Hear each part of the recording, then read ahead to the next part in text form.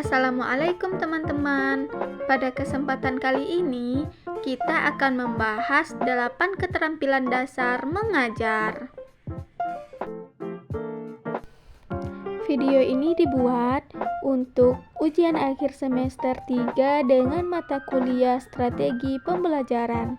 Sebelumnya perkenalkan, saya Ica Andriani dengan NIM 2230111069 dengan dosen pengampu Ibu Ingria Karisma MPD. Selamat menyaksikan. Keterampilan dasar mengajar. Ini merupakan keterampilan yang harus dimiliki oleh tenaga pengajar, baik itu guru ataupun dosen, agar kegiatan mengajar bisa berjalan profesional, efektif, dan efisien.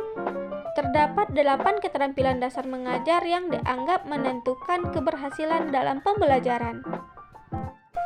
Yang pertama yaitu keterampilan membuka dan menutup pembelajaran. Ini dilakukan secara sistematis agar peserta didik bisa antusias sebelum pembelajaran dimulai dan berkesan setelah pembelajaran usai. Keterampilan membuka pembelajaran adalah kemampuan seorang guru untuk mengkondisikan peserta didik agar mereka bisa fokus dengan materi yang akan dipelajari dan untuk menciptakan prakondisi bagi siswa agar mental dan perhatiannya terpusat pada pembelajaran yang akan dibahas.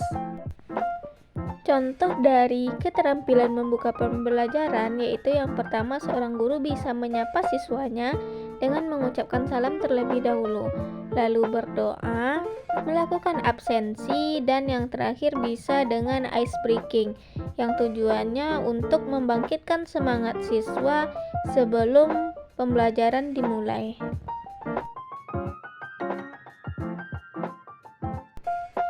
Selanjutnya yaitu kegiatan menutup pembelajaran. Ini merupakan suatu kegiatan yang dilakukan guru pada saat akan mengakhiri pembelajaran. Dalam kegiatan menutup pembelajaran ini, guru harus melakukan peninjauan kembali terhadap materi yang sudah dipelajari dan memberikan semangat kepada peserta didik untuk dapat mengikuti pembelajaran berikutnya. Contoh dari kegiatan menutup pembelajaran ini yaitu yang pertama, seorang guru merangkum materi yang telah dipelajari oleh peserta didik. Selanjutnya, guru melakukan evaluasi yang tujuannya untuk mengetahui sejauh mana peserta didik memahami materi yang sudah dipelajari. Setelah itu, guru memberikan gambaran untuk materi yang akan dipelajari berikutnya. Dan yang terakhir, guru menutup pembelajaran dengan berdoa dan mengucapkan salam. Poin selanjutnya yaitu keterampilan bertanya. Keterampilan bertanya harus dilakukan dengan baik dan dengan teknik pelontaran atau penyampaian yang tepat.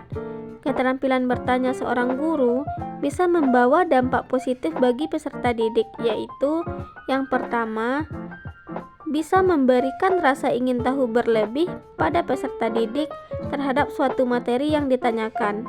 Yang kedua, melatih peserta didik untuk berani mengungkapkan pendapatnya sesuai dari pemahaman peserta didik tersebut.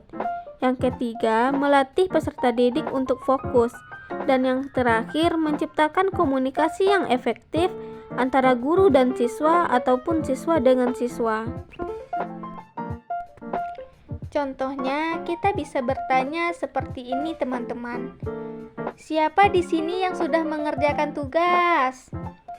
Wow, keren sekali ya anak-anak ibu. Semuanya sudah mengerjakan tugas. Apakah anak-anak ibu masih ingat dengan materi kita minggu lalu? Ingat Bu, tentang matahari Bu. Ya, betul. Siapa di sini yang bisa menjelaskan apa itu matahari? Saya Bu. Oke, Egina. Apa itu matahari, Egina? Matahari adalah bintang yang merupakan pusat tata surya Bu, dan memancarkan panas ke bumi Bu. Wow, keren sekali penjelasan dari Egina. Betul sekali yang dikatakan oleh Egina. Selanjutnya kita masuk pada poin yang ketiga yaitu keterampilan memberikan penguatan. Ini merupakan keterampilan seorang guru dalam mempertahankan kemungkinan berulangnya suatu perilaku pada peserta didik. Artinya, guru bisa membuat peserta didik konsisten sebelum melakukan sesuatu. Keterampilan penguatan bisa dilakukan secara verbal dan juga nonverbal. Verbal yaitu penguatan yang dilakukan secara lisan. Contohnya, guru bisa memberikan pujian maupun penghargaan pada peserta didik. Kalau nonverbal, merupakan penguatan yang dilakukan melalui gerakan tubuh, mimik wajah, dan lain sebagainya. Contohnya, membuat suasana kelas menjadi menyenangkan. Oke, kita masuk pada poin yang keempat, yaitu keterampilan menjelaskan. Ini merupakan keterampilan seorang guru untuk menyampaikan materi atau informasi pada peserta didik yang dilakukan secara lisan. Tujuannya yaitu yang pertama, membantu siswa memahami berbagai konsep, hukum, prosedur, dan sebagainya secara objektif. Yang kedua, membimbing siswa memahami pertanyaan. Selanjutnya, meningkatkan keterlibatan siswa. Dan yang keempat yaitu memberi siswa kesempatan untuk menghayati proses penalaran. Yang terakhir, memperoleh balikan tentang pemahaman siswa. Poin yang kelima, keterampilan mengadakan variasi. Ini adalah keterampilan guru dalam mengajar dengan berbagai metode, teknik, dan pendekatan untuk menarik perhatian dan minat peserta didik dan menciptakan pembelajaran yang menyenangkan, bermutu, menghindari kebosanan dan kemonotonan bagi peserta didik. Variasi dalam proses pembelajaran meliputi 3 aspek, yaitu yang pertama, variasi dalam gaya belajar. Yang kedua, variasi dalam menggunakan media dan bahan pengajaran. Dan yang ketiga yaitu variasi dalam interaksi antara guru dengan siswa. Yang keenam yaitu keterampilan membimbing diskusi kelompok kecil. Ini merupakan suatu proses yang teratur yang melibatkan sekelompok individu dalam suatu interaksi tatap muka secara kooperatif untuk tujuan membagi informasi, membuat keputusan, dan memecahkan masalah. Dan kemampuan guru dalam mengarahkan siswa untuk membuat beberapa kelompok agar siswa dapat berpikir secara kritis. Contohnya, guru membagi siswa ke dalam beberapa kelompok yang terdiri dari 3-5 orang. Nanti guru memberikan satu masalah di setiap kelompok dan guru meminta nantinya ada satu perwakilan dari setiap kelompok untuk menyampaikan hasil dari diskusinya.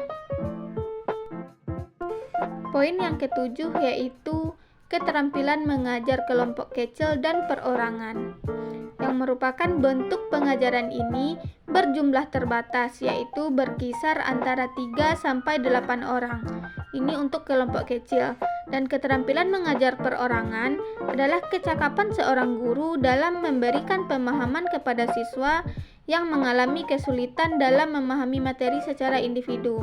Pengajaran ini memungkinkan memberikan perhatian terhadap siswa serta terjadinya hubungan yang lebih akrab antara guru dengan siswa dan juga siswa dengan siswa nantinya.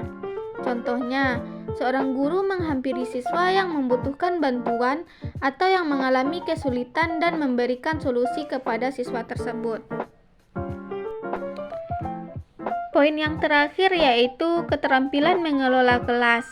Ini merupakan keterampilan guru untuk menciptakan dan memelihara kondisi belajar yang optimal dan mengembalikannya bila terjadi gangguan dalam proses belajar mengajar. Tujuannya untuk mewujudkan suasana belajar mengajar yang efektif dan menyenangkan, serta dapat memotivasi siswa untuk belajar dengan baik. Contohnya, ketika siswa yang sedang berbicara dengan teman sebangkunya di kelas, maka guru berusaha untuk memfokuskan kembali perhatian siswa tersebut kepada gurunya.